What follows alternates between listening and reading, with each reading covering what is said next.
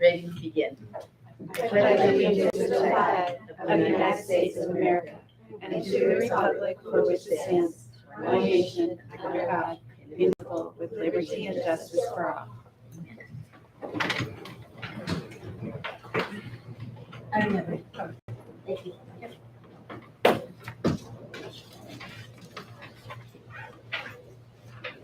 At this time, I'd ask everyone to please join me in a moment of silence for our friend Armando Vergara.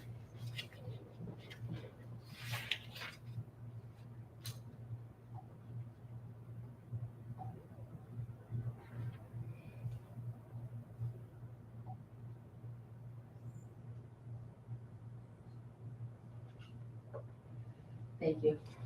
For those of you who didn't know, Mr. Vergara, he was our interim city manager who passed away last week. And good friend, born and raised in National City, went to National School District schools and was one of the good guys, was doing some wonderful work for our community. And he will be sorely missed. Thank you. Roll call. Ms. Avalos? Present. Ms. Belcourt Castañeda? Present. Ms. Izarraga? Present. Ms. Sarmiento? Present. And Ms. Gates is absent. Thank you.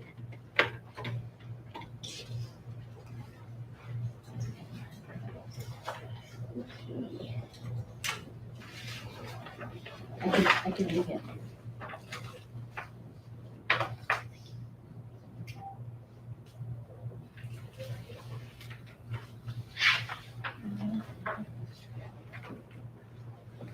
At this time, we'll introduce and welcome new employees. Dr. Kevin?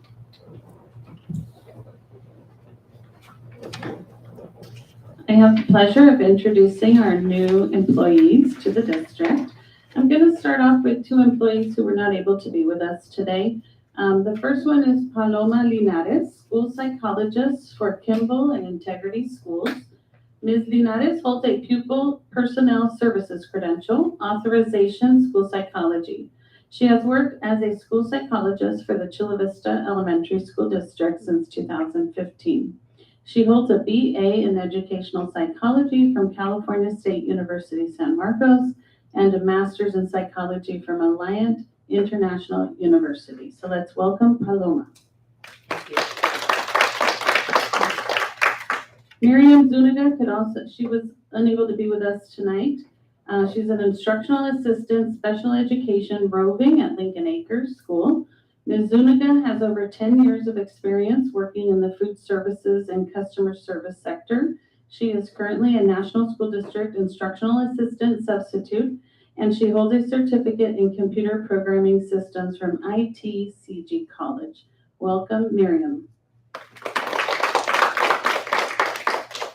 Our next employee is here with us today, George Morse, teacher special day class for mild moderate primary grades at El Toyon School.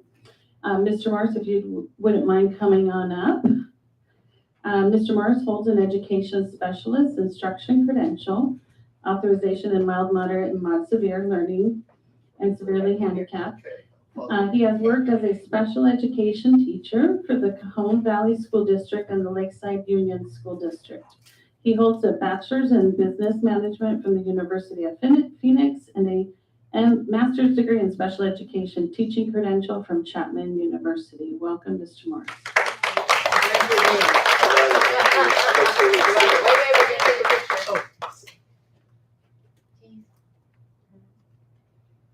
Thank you.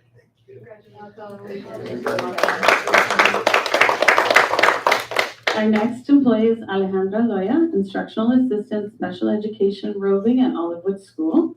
Ms. Loya has over 10 years of experience working in the food service and customer service sector. She is currently a National School District instructional assistant substitute, and she holds a certificate in administrative office assistant from Southwestern College. Welcome, Alejandra.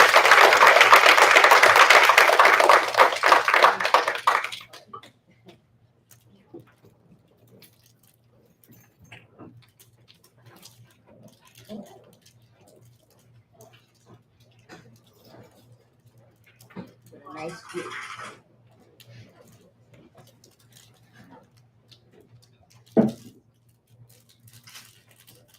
Okay, with item 6.1, Public communications.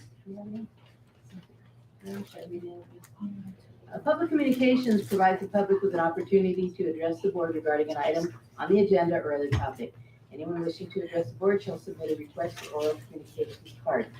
Cards are available near the entrance to the boardroom and are to be submitted to the recording secretary. A member of the public who wishes to address the board on any such matters is limited to 3 minutes for one matter, up to a maximum of 5 minutes for all closed and open session matters. There shall be a limit of 20 minutes for any matter, unless such time limit is waived by the majority vote of the board. Members of the public may not yield any time to other speakers. No board action can be taken. And I understand we have no request to speak. So we will move on to 7, agenda. 7A, to accept the agenda. Do I have a motion from the board? Motion to approve. I second the motion. I have a motion from Ms. Bettencourt Castaneda, second by Ms. Avalos. Please vote.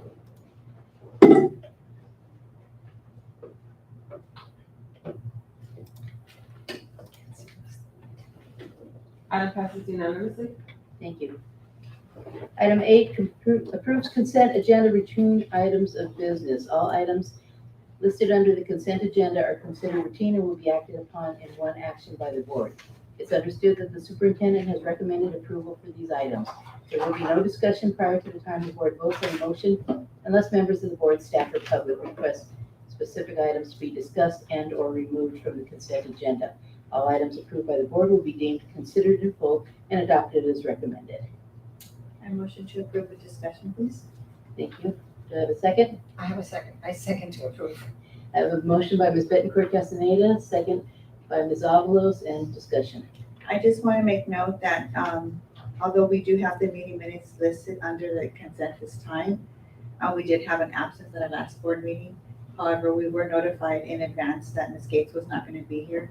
So is that my understanding that that's why it's in the consent?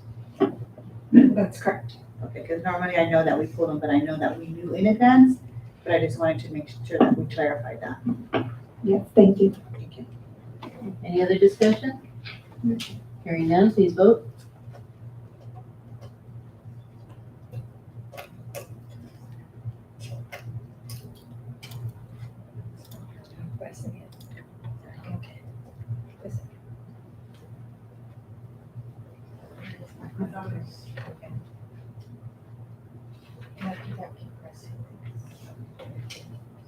Item passes unanimously. Thank you. Number 9, general functions. And number 10, educational services. A, presentation of California dashboard local indicators for the National School District results of local indicators must be part of a non-consent item at a regularly scheduled public meeting of the local governing board in conjunction with the adoption of the LCAP. Yes, I'd just like to invite our director, Ms. Kathy Melanese, to do this update for the governing board. Thank you, Ms. Melanese. Thank you. Good evening, Madam President and board members and executive cabinet. Thank you for inviting me here tonight to do this presentation, my first presentation as a director. I can't believe it's been almost a whole year and I've been taking this long to finally do the presentation. But yes, but I'm very excited here, as again, I mentioned, to present information on what are called our local indicators, which is one measure the state uses to evaluate how well our district is doing in meeting our students' need. The local indicators also support the work of our global goals in making sure that our students have access to a quality education and also help with reducing inequities. All right, I first want to just talk about why and what are the local indicators. So the local indicators come from the 10 priorities that are part of the LCFF, the Local Control Funding Formula. Those priorities are also aligned to the Every Student Succeeds Act.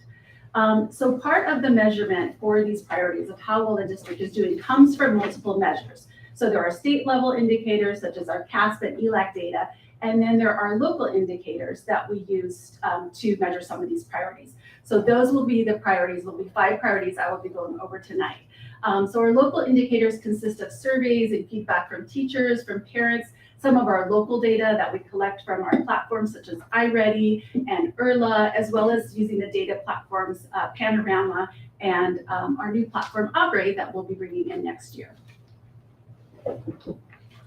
So an additional piece of compliance when presenting the local indicators is that it is presented to the public. And there are two ways to do that. And one is that we share the information about the local indicators at a governing board meeting where we'll be adopting the LCAP, or the LCAP is up for adoption, as well as these local indicators will later be posted on the California dashboard.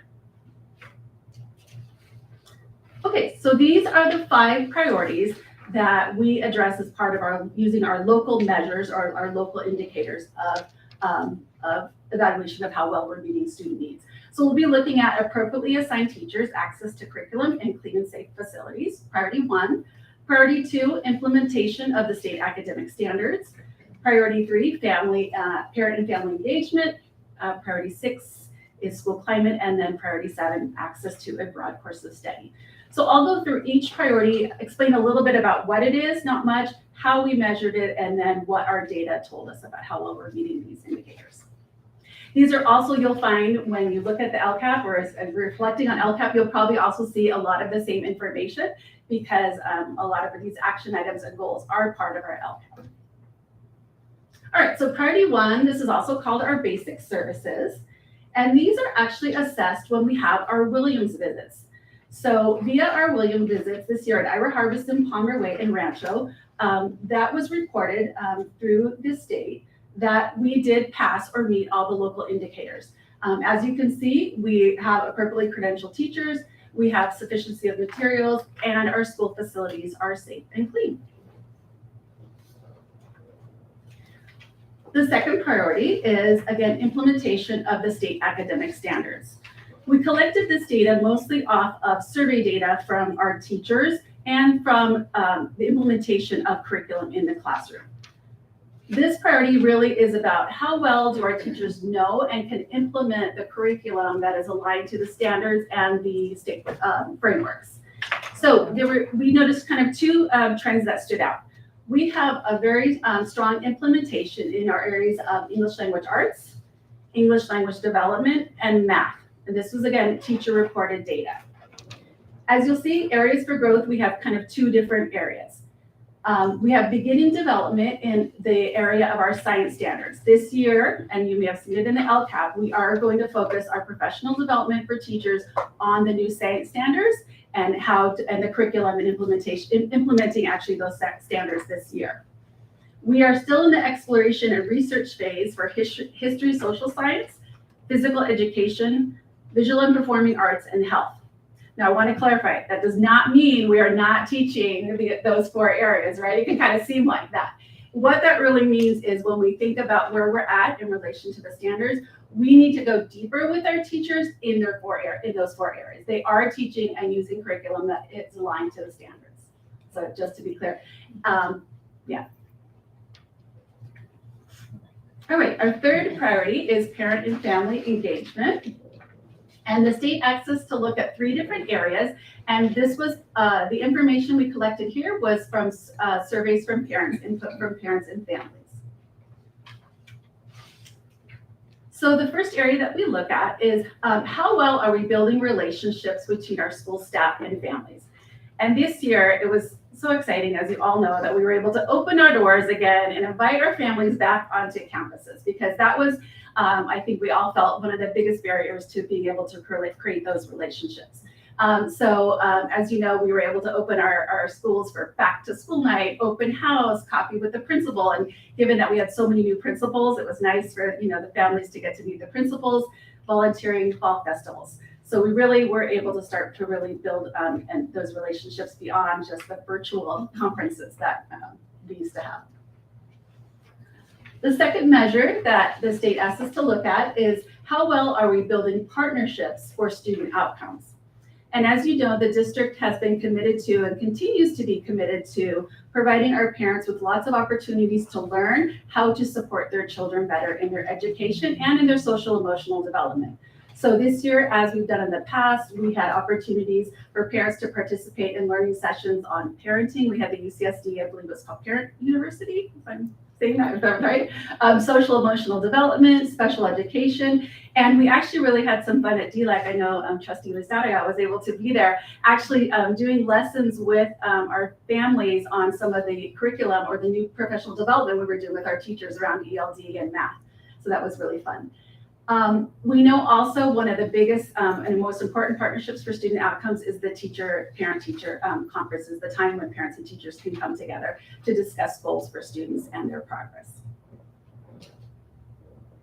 And then finally, the state wants us to look at how well are we seeking input for decision-making? Are we providing our families and parents opportunities to do that? And we have some more kind of formal or structured times to do that. At the school sites, we have school site council, we have our ELAC meetings. At the district level, we have our DPAC, DLAC meetings, and then as you know, we also have our LCAP community forums and surveys that go out to parents to collect information. There's also ongoing kind of events throughout the year, like our district parent superintendent roundtable and the special education task force groups that was able to kind of inform us throughout the year. And so based on all that input, our next steps, well, first I want to say our parents overwhelmingly were excited about all the opportunities they had to participate in our district and to give input, and they would like those to continue to next year. They would like to see us broaden or expand the topics that we're presenting on. They would like to see more opportunities for professional or learning opportunities for them, not just maybe in the mornings, but in the mornings and the evenings, and or also maybe provide more opportunities or venues for presenting, such as if we're holding a meeting in the morning, maybe we're streaming it live for those parents who couldn't get away for whatever reason, or we're doing more hybrid type of meetings. So that's in the LCAP, and we're going to be looking at implementing some of those ideas for next year. The next priority that we need to report on is priority 6, which is school climate. School climate is measured through the California Healthy Kids Survey, which is given to our 5th grade students and 5th grade teachers in the early spring of the school year. However, the results of those surveys are not presented or given to districts until later in the year. So the data for 2023 will not be out until December 2023. So what I'm going to share with you is our data from 2022. So when we looked at the data, there were some trends that stood out. Some of the positive trends that we saw were that our students overall feel very strongly connected to their school. They recognize that the adults have high expectations of them and that they are motivated to learn. Some of the challenges that were revealed, and these are the students' perceptions, but were discrepancies between ethnic groups. When we looked at, for example, how well or how safe students felt at school and whether or not there were anti-bullying policies in place. So those are a little bit, troublesome when we look at that information. So our action steps aligned in the LCAP are, again, our counselors and psychologists need to look at that data for their site. We'll get site level data and start to explore and do an audit of maybe why those perceptions exist. And then do some troubleshooting to figure out, if it's not their true perceptions, what do we need to do to remedy that? We also have PBIS implementation going on at all sites. So we know that that is about positive behavior interventions, really looking at the school climate and making it a positive place for students. And then just to reinforce again, the California Healthy Kids is only looking at our 5th grade students. We know that data from all of our students is really important and inform us about our climate. So our climate, I said client, sorry, climate. And so our schools also, as part of PBIS and the counselor's role, look at data, not just from that survey, but they look at the social emotional learning survey that comes through Panorama. They look at surveys through Thrively, and then they also collect their own student level data about school climate. And then finally, priority 7 looks at access to a broad course of study. And what this really means, first and foremost, is that all of our students, regardless of their classroom placement, have access to the grade level standards. And that's done through just classroom instruction, that's done through mainstreaming, that's done through inclusion. And our teachers really work to differentiate the curriculum to support all the students to have access to that core curriculum. So on that note, some of the feedback we got from teachers was that they would like refreshers on our core ELA and math curriculum in order to support, now that they, right, really recognizing the need to support all of our students, they really want to go back. Some of it was introduced right before the pandemic too, so they're kind of like, how do I use this again? And how do I best support my students? So that is going to be some optional professional development for teachers who want and need that. They've also liked training on our social emotional curriculum. Because as I explained before, the focus really district-wide for professional development next year will be in science, so we can really get going in that. And then we are also going to follow up with the writing across the curriculum. Last year, we had the academic discourse, so integrated ELD in math. So how are we supporting English learners in math? And we really focused on academic conversations, and we kind of touched on the writing, but we know taking it to writing is only going to deepen their mathematical understanding and their language development. And then finally, again, another really exciting component that is coming into place is our STEAM program. And this is when our students, so during data release time for the teachers, our students will have opportunities to learn about these career pathways. So engineering, computer science, theater, visual arts, and music.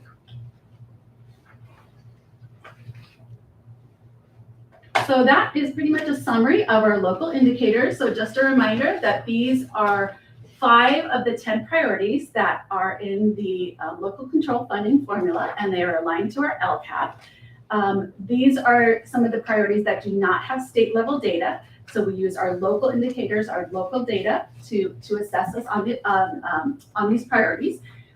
It's presented at a public meeting, and then it is later on the California dashboard. So that is all I have to present. So thank you so much for allowing me to be here, and I am open to take any questions you may have. Any questions from the board? Ms. Bedford Castaneda? Yes, I have a couple questions and then a comment. Okay. I see that you have provided survey responses. What is the percentage from responses from our teachers, our staff, and also from our parents that actually participate in the surveys? You know what? I will have to go back and check on both of those. Okay. Yeah, it's part of the LCAP, so I'm not sure. Okay. I want to say maybe around 30 to, Dr. Brady, are you? Yeah, so I think about a third of our teachers responded, about 118. Mhm. And then I believe it was 478 parents responded, which is about 10% if you look at it across all of our students. So probably we could increase that number. Yeah, that's very kind of low if you want to get a better understanding as to what really the responses are. But at least we have some responses to start with. Right. And then I know that we have one of your slides in terms of building the partnerships for student outcomes, and parent-teacher conferences is one. And I feel like that's a very important component for parents to be able to engage with their teachers. But I just do want to reiterate, I know sometimes that students that are academically doing well don't always need the additional conference because they are already, to grade level and exceeding and so on. But that we still encourage our parents to come out and have those conferences because it's crucial for children to understand and know that parents are still engaged in their education and not discourage parents from coming. I think that that's something that we really need to reiterate, that it's still important for them to be a part of. So that's another thing there. And then as far as one of our courses of study that you indicated, the computer science. Mhm. I'm not sure if you had an opportunity to speak with Mr. Lopez, that he used to be at Stillwater High School, and now he's at UCSD. Mhm. I did happen to run into him in the community, and he's retired, but now he's at UCSD, so he's really not retired. But he told me about a program that they're going to be offering. They said, don't forget about National, because he's not at the high school, but he said no. So he has a program that he is wanting to introduce and us to be a part of. He's supposed to be sending me out some information. If it's not to me, maybe somebody in the district. So if he hasn't reached out, please let me know. but he was super excited to talk to me about it. And so hopefully we'll be getting that information over soon. So, but it's something that, you know, our children could definitely benefit from. And I know he was so passionate with the coding club, so. Oh, Yeah. he was super excited, and I had to say, okay, just send me the email, because he could have gone on and on and on and on about it, but it was just, you know, something that I can't unilaterally make a decision about. I said, just send me the information, so that way we can, you know, pass it along. So if it's, like I said, if it's not sent to me, it'll hopefully be sent to somebody here, from district level, so that way our students can benefit from it. So, and that's, comments. Thank you. Ms. Lizarraga. Thank you for the presentation. Well, I was about to say the same thing. Thank you for your presentation. We see how professional you are spoken in on your new position as director, now presenting it, and you're rocking it out. Thank you. Congratulations. So, and I have questions, several questions. I've got sticky notes everywhere. So, the first question is, on the Williams visits that you had, and you mentioned that there's only Idaho, Harrison, Fondo, and Rancho. What those three were chosen, not the whole 10 schools? So the state chooses the schools that are part of the, which three will be visited. For a while, we had the same three schools, and then last year, the legislation changed and said we would be having new schools be part of the rotation of the Williams visits. But you will see these next, all three of these schools for the next 2 years. Okay, thank you. And the second question that I noticed on your presentation would be, when you said building partnerships for student outcomes and those opportunities. And I've been in several parent meetings, as you know. I mean, I pop in sometimes, or sometimes I have permission, sometimes I crash into yours.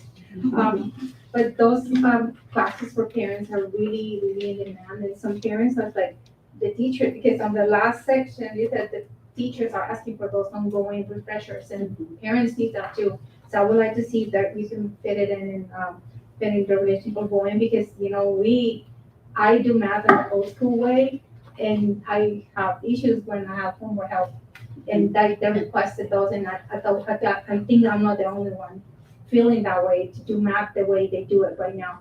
So I would like to see that is a possibility to ongoing classes for math. It can be for teaching reading, for example, or something ongoing, and the year it can be not like so many, but a few different schools to see how the kids do math nowadays.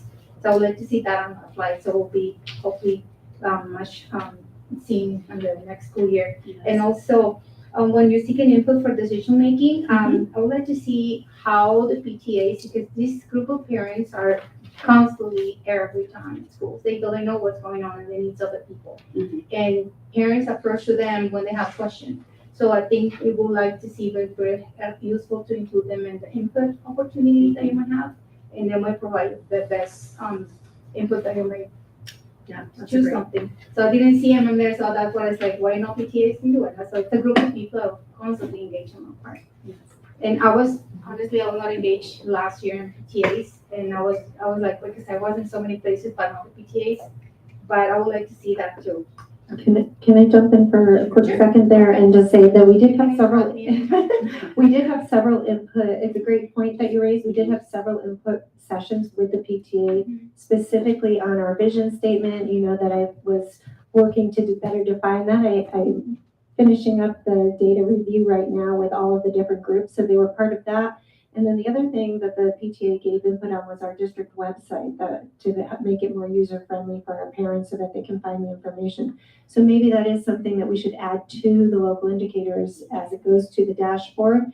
But again, your point to enhance it is really important. And then the second thing, David Castillo would not be happy if I didn't tell you that every one of our schools is a Williams school. And we do a Williams sweep and a review for every single school. But we only have the external audit for a few of the schools each year. Yeah, because you mentioned local indicators, they can tell you exactly what's going on in school. So that's really like very important, valuable data that we need for decision making. So thank you. Yes. And the other one is number one, when you say what do you do about school climates. On number one, I do a little math. I subtracted 74 out of 100. So what happened to the other 26 when it's in the stable results? So I'm just concerned what's this 24% is not happy about it, or he's not participating or not engaging or considering. Yeah, I can give Things you, like that. I'm happy to get you, all the data for how Thank you. students responded. Yeah, Thank you. you're welcome. Thank you. Any more questions? I don't have a Ms. question, Avalos? but I'm just going to say that I'm very proud that our Harbison and Palmer Way and Rancho were selected, although that I know that all 10 of our schools are good, and I know that when you have people, they can't pick all of our 10 schools, right? Maybe next year, another 3 will be picked. And also makes me happy that we are going to have the work for the pathway to STEAM. I think it's great. I really, really do. Engineering and computer science, and theater and visual and music. That's very, very good for our children. That makes me very happy about that. That's great. You did a great job. Thank you. Any further discussion? I have a question. I mean, a Yes. comment. I just wanted to add to Ms. Rivera's comment about bringing back the classes for our math and our language arts. I know that when Common Core was introduced, it was something that we did have in terms of helping our parents transition into those supports from home. But I just happened to be eating lunch somewhere and I can hear the conversation behind me. Common Core, and it was a lot of negative. So I think that if we can have that, and it wasn't anybody from our district, I'm hoping, I didn't turn around to look, but I'm guessing it wasn't because I was in the same area. But nonetheless, if we were to help our parents understand the process, there would be so much negativity around it, and it would be more of a buy-in from our families. So I'm glad you brought that up, because I know, again, we used to do it before. It was just kind of like just to help kind of push us along. And then now I think it needs to be. Almost like the teachers, like a refresher, right? We had the pandemic that kind of broke our momentum and then bringing it back, so. I agree. Yeah. Good point. Yeah, thank you. Okay. Thank you. Thank you. Item 10B, approved a National School District's 2023-2024 Local Control Accountability Plan. Motion to approve. I second. Motion by Ms. Bettencourt Castaneda, second by Ms. Avalos. Please vote.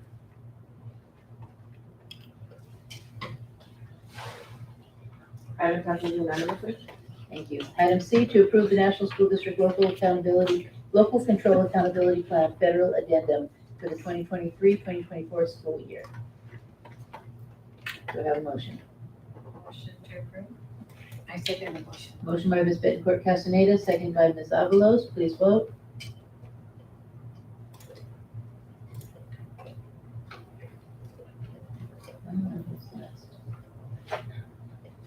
Item passes unanimously.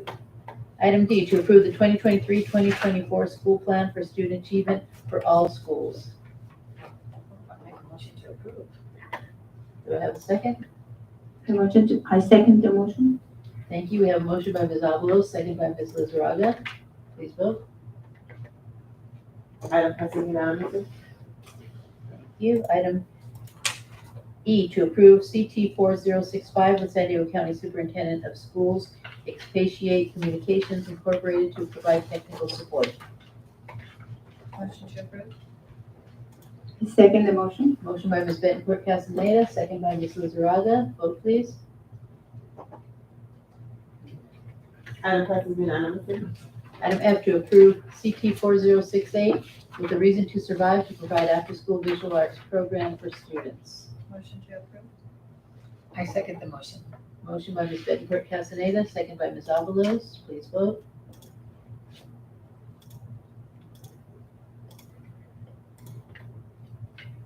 Item passes unanimously. Thank you. Approve. Item G, to approve CT 4071 with the Orange County Superintendent of Schools for school-based Medi-Cal administrative activities participation agreement. What is the pleasure of the board? Motion to approve. I second the motion. Motion by Ms. Bettencourt Castaneda, second by Ms. Avalos. Please vote. Come on. Item passes unanimously. Item H, to approve CT 4076 with EduPoint Educational Systems LLC for Synergy Products and Services. I make a motion to approve. I second the motion. Motion by Ms. Avalos, second by Ms. Lizarraga. Vote please. He hates me. Item passes unanimously. Item I, to approve CT 4078 with American Reading Company to provide professional development. Do I have a motion? I second the motion. I have a motion by Ms. Bettencourt Castaneda, second by Ms. Avalos. Please vote.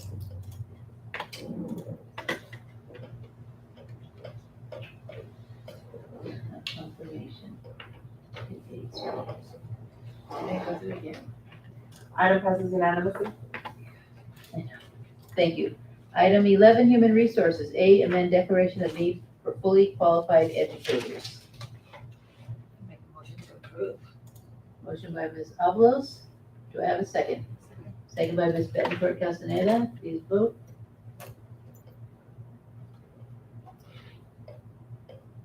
This thing. Item passes unanimously.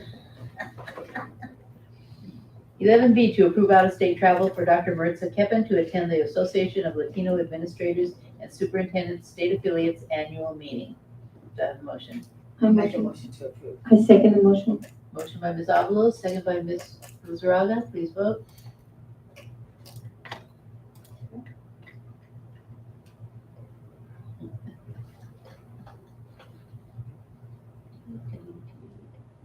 Item passes unanimously.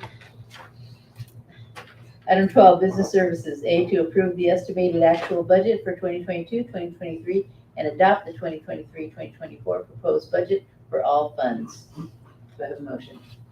Motion to approve. I second the motion. Thank you. Motion by Ms. Bettencourt Castaneda, second by Ms. Avalos. Vote, please.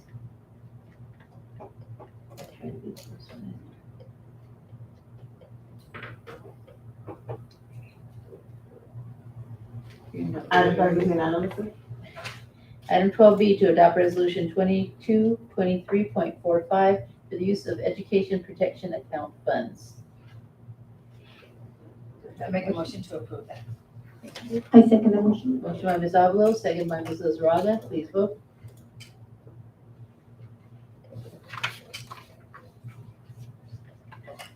Item passes unanimously. Item C, to approve resolution 2223.46 to identify the amount of budget reductions needed in 2025 to 2026. Motion to approve. I have a second the motion with a question. I have a motion by Ms. Bettencourt Castaneda, second by Ms. Lizarraga with discussion. So this is just about the purchase of the two buses. It will be the bidding process. They're not being purchased yet, right? You're going up to the next one, we're not there yet. Okay, I was reading We're on along item C, so approved resolution. the budget reductions. Yes. Let me go back in there. So this So- is something related that you presented last. Yes, and what it is saying that, if you recall, one of the final slides was that three years from now, there could be a shortage of money. If we stayed on the current path and paid for everything continuing on and did not reduce in any way. So what this is saying is, and it's something prompted by the county office, San Diego County Office of Education, too, that they would like to see us committing to the concept that we recognize that 3 years from now, we need to take action in the next 3 years to make sure that we don't go into the red in that third year. Yeah, let me ask you why I questioned this. And this is recently the government, the governor got the COLA approved, right? That's just put it out there. Correct. I just read it and I said, that's great, but it was not included in right now because it was before. The presentation that you got was before considering the COLA. And Actually, the presentation from last board meeting had the COLA for that COLA built in. And it had the projected COLAs built in around 3.5% per year those next 2 years. So those were built in, and raises were not built in, employee raises, because we can't assume those. So there is some gap to make up, and we just need to make sure, and this is kind of one of those things to make sure that we have our eye on the ball and recognizing that 3 years from now, we will have needed to have taken some sort of action collectively to make sure we don't run into trouble at that time. okay, so it's, adopting this one and approving the resolution will go with the plan A. Yes, and it doesn't commit to any specific actions or types of reductions. It's just saying broadly and generally. And another thing it doesn't assume is that there might be additional financial support from the state that's not showing up in COLAs. Thank you. Right, and just to piggyback on top of that, that assumes that we spend every single dime we have, including our reserves right now. And we know that we don't spend all of our money, and then that money goes into the reserves. Remember, falls to the bottom, goes into the reserve, and then gets built in as revenue for the next year. And so you'll probably see this resolution come for that third year out until the state fixes its system, or maybe we see more students come because we heard that there were more babies born during COVID. I was excited to see that news because we just like recently had the board meeting when you brought up all those options. So now I was like, wow, if this includes that one, but we're projecting ourselves depending on what can be happening in the future. Correct. And we have more babies now. We love babies. To educate. Any other discussion? No, thank you. No? Please vote. Item passes unanimously. Item D, to approve the purchase of 2 new school buses. Woo-hoo. Now, question. So First, we need a motion. a motion. Second. We have a motion by Ms. Lizarraga, a second by Ms. Bettencourt Castaneda, with discussion. Ms. Lizarraga. Thank you. Those are not purchased yet because I heard at the bottom it's a bid proposal, so that's what I was like. Because it was publicized and somebody asked me, said, are the purchased yet? So I don't know, at least 25 passengers, so it's about to come in. Either electrical, not electrical, how's it gonna look like? These buses would be gas buses, not part of the electric fleet. Currently, we don't have the capacity to do the charging and maintenance of the electric fleet quite yet. And the buses that we have are too new to participate in the state conversion program. There is some state incentives to change, gasoline or diesel buses out to electric buses, but they have to be 10 years old. We don't have, fortunately, any buses that are 10 years old. So we can't participate in those programs as of yet. This is to diversify the fleet and try to make sure that we can send the right bus to the right job. So we're not sending a big, huge diesel bus to a job that only needs 10 students, 12 students or so. So it's actually environmentally friendly to do that. And there is a belief in the industry that the diesel is going to be phased out faster than the gas. So it gives us another option, because right now we're all diesel. Any further questions? Hearing none, please vote. I was just gonna add one more comment that both of these buses would also add the additional capability for wheelchair access. So it will help diversify with ADA needs as well. Thank you. Item passes unanimously. Thank you. Item E, to accept donations, $560 from Monica Bonnet to Altoona School for materials, supplies, and student activities, and $7,100 from the Foundation for International Understanding to National School District for the Back to School Resource Fair. Motion to approve. I second the motion. We have a motion by Ms. Bettencourt Castaneda, a second by Ms. Lizarraga. Please vote.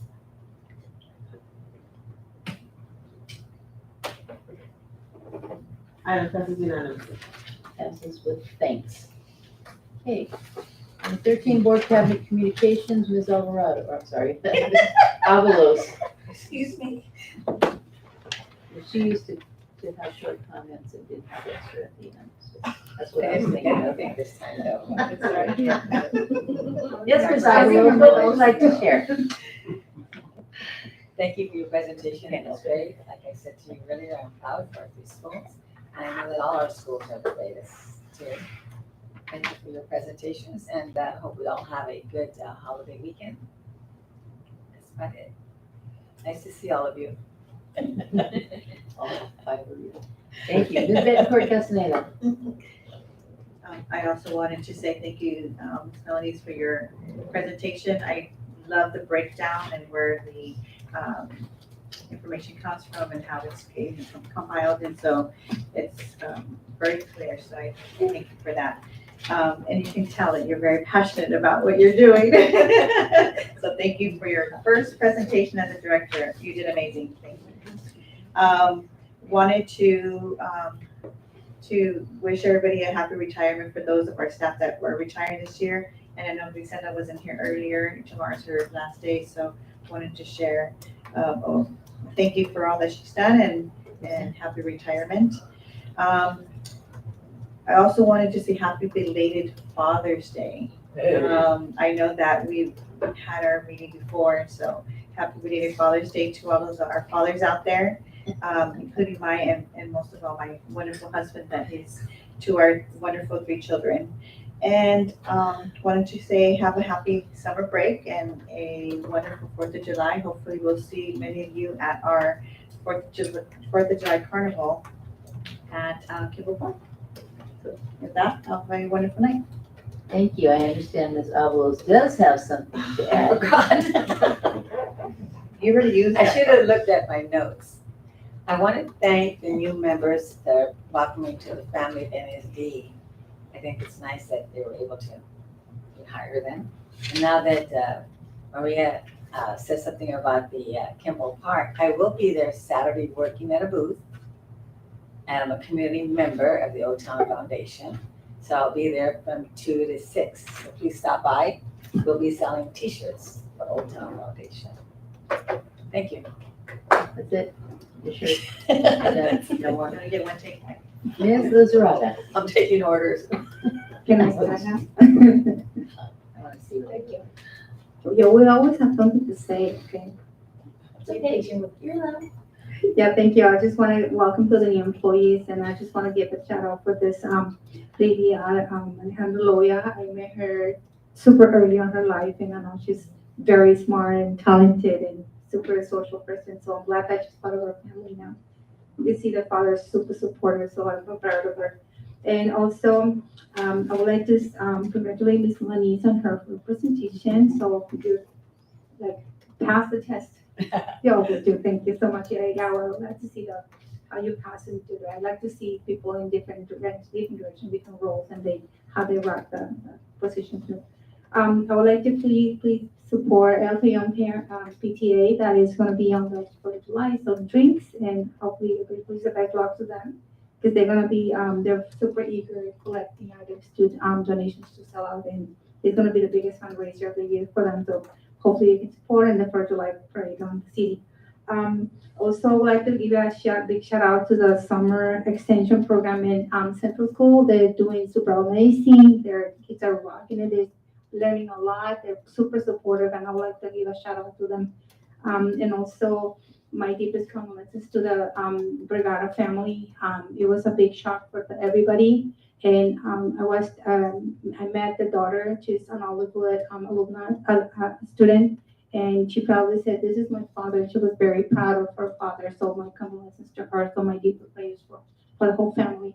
So for that, I wish everybody wishes a very good summer, and very soon we're gonna come back to classes. So be prepared. Thank you. Thank you. Dr. Burke. Yes, I'd like to also congratulate you and thank you for your presentation, Ms. Melanese, and say that I'm very excited about the invigorated push for science standards. Looking forward to being a part of that, supporting that in any way I can. Our district has proven to be very focused on the educational and environmental outcomes in our community, and I think science instruction threads very well with both of those. And it can be used very effectively for language support too, which I know is very important in our district. Next, I want to say that there are 5 sites that are completely outfitted with new furniture now. Very exciting. I don't want to reveal which 5 those are yet, because then they'll be wondering when the other 5 are happening or debating how that happened. But there's 5 that are done, and the other 5 will be complete soon, in the next week or so. And last but not least, I want to congratulate Board President Sarmiento on wearing out her yes button in support of the students in National City District. It was a lot of work. Thank you for noticing. Yes, ma'am. Dr. Kevin. I want to welcome our new employees to our district. Welcome to the NSD family. Thank you, Kathy Melanese, for your presentation. Always great learning more about what we're doing, and thank you for your presentation. Tomorrow's gonna be bittersweet for us in HR because it is Griselda's last day, and so I want to thank her for her 31 years of service to the district, and I wish her well in her future endeavors. And then I just want to say happy summer, and I look forward to the new school year, and this year starting with everybody, so look forward to the new year. Thank you. Dr. Brady. Yes, so I also want to wish Griselda a very happy retirement. If any of the board members would like to join us for high tea, we'll be starting at 11 o'clock here in the boardroom. If you can swing by and just have a cup of tea and wish her well, we would love to see you if you have a moment in your day. And welcome to Melissa Northcutt, who will be taking over. She's been in our Human Resources Department and working side by side with Griselda during the transition. We're excited to see what she brings to the role as well. And Griselda promised she's going to substitute as soon as she rests a little bit. So, yeah. Okay. I want to say thank you to our donation for the resource fair, and I'll remind the board that that is going to be happening on July 18th from 8 o'clock to 12 o'clock at Olivewood School, and that's being led by our Educational Services Department. Specifically, Lynette Castaneda has been the lead on that. She's organizing donations of backpacks, school supplies, uniforms, school, toiletries, haircuts, vaccines, snacks, dental care, eye exams, and all of this is going to be free for our students. And each principal before the end of the school year identified 40 students per school. So that's 400 students that will come through the resource fair and get lots and lots of donations. And I know our educational services team will be helping with that. And that is going to be July 18th from 8 a.m. to 12 p.m. at Olivewood School. And of course, I'll get that in the memo for the board as well to remind you. And just thank you to our educational services team, Kathy for your presentation, Wendy for being here, Dr. O'Connor for being here tonight to support the presentation, but for everything that's happening behind the scenes. People think that summer is a time to relax and recharge, but for many of our district office folks, it is a very, very busy time gearing up to welcome everybody back, and we will be welcoming everybody back on July 19th. And that is the day of our next board meeting. So thank you to the board for approving both the LCAP and the budget tonight and allowing us to do the wonderful things for our students. We're very grateful. Thank you. Ms. Alves, anything to add before I start? No, thank you. I'd just like to say, you know, it was said, you know, the summers are so quiet and calm, at least for our kids out there, but for us, we're just hitting the ground running, finishing things up, getting ready for next year, getting our staff prepared, and there's a lot to do, and I just think our staff is pretty wonderful. You know, the things that they do, and Griselda, she's gonna be sorely missed. Oh my gosh, I'm gonna try to make it tomorrow. She's still around. I know. I saw her. I'm glad to hear that. With that, meeting adjourned. 7:50.